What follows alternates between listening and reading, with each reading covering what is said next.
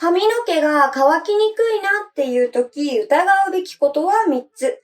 タオルドライのやり方、乾かし方、そしてドライヤー。私はね、あんまりまめな方じゃなくって、あれめっちゃ風量がっていう時に、ここがね、ほこりまみれになってるのよ。めっちゃもふもふ。